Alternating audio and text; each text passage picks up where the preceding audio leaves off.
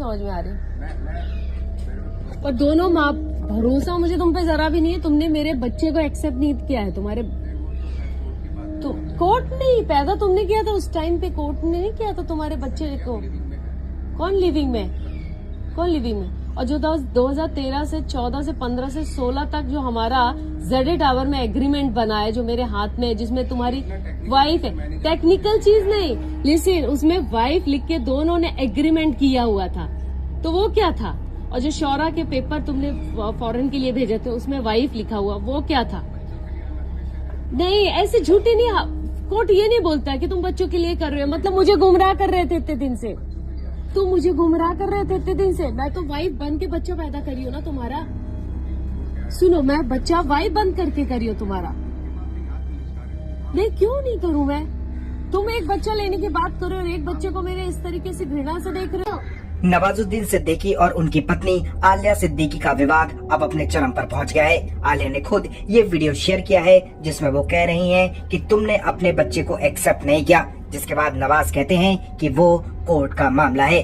दरअसल आलिया ने नवाज के खिलाफ हाई कोर्ट में पिटीशन दायर करवाई है, जिसमें उन्होंने कहा है कि उनके बेटे नवाज का डीएनए टेस्ट करवाया जाए, क्योंकि कुछ दिनों पहले ही नवाज की मां ने दावा किया था कि ये उनका बेटा नहीं है। आलिया ने जो सोशल मीडिया पर वीडियो शेयर किया है, उसके साथ ही उससे जुड़ी हुई सारी बातें भी बताई हैं। आलिया इस पोस्ट में लिखती हैं, मुझे ऐसे शख्स को अपने जीवन के 18 साल देने का दुख है जिसकी नजरों में मेरी कोई कीमत नहीं है। हम सबसे पहली बार साल 2004 में मिले थे और इसके बाद हम लिव इन रिलेशनशिप में आ गए।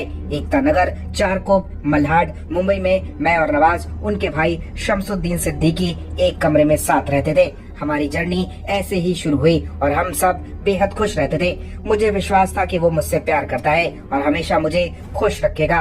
उस समय उसके पास खाने तक के पैसे नहीं होते थे। मैं और भाई शमसुद्दीन सब कुछ मैनेज करते थे। इसके बाद साल 2010 में मेरी शादी हुई और एक साल बाद मैंने एक बच्ची को जन्म दिया। डिलीवरी के वक्त जरूरत पड़ने पर मैंने फ्लैट भेज दिया जो मुझे मेरी माँ ने दिया था।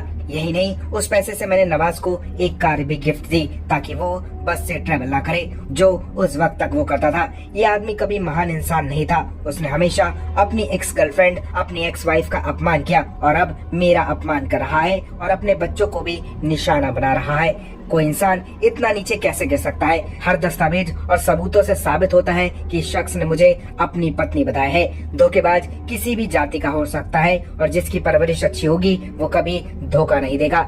इसलिए मैं सभी से अनुरोध करती हूँ कि वो किसी व्यक्ति के धर्म पर ना जाए। नवाज कहता है कि उसने मुझे हमारे पहले बच्चे के जन्म के बाद तलाक दे दिया था और फिर तलाक के बाद मैं उसके साथ फिर से रिश्ते में आ गई और हमने लिव इन रिलेशनशिप में रहते हुए अपने दूसरे बच्चे को जन्म दिया। मुझे बाद में पता चला कि वो तो मुझे अपनी पत्नी मानता ही नहीं था। हमारा तो तलाक ही नहीं हुआ था। ये आरोप घिनौने हैं और इन चीजों का संभलना बहुत ही अपमानजनक है। इस मैसेज से मेरा एकमात्र उद्देश्य सभी को ये दिखाना है कि ये आदमी कितना नीचे गिर चुका है और मैं इसका असली रंग दिखाना चाहती हूँ। फिलहाल नवाज और उनकी पत्नी के झगड़े पर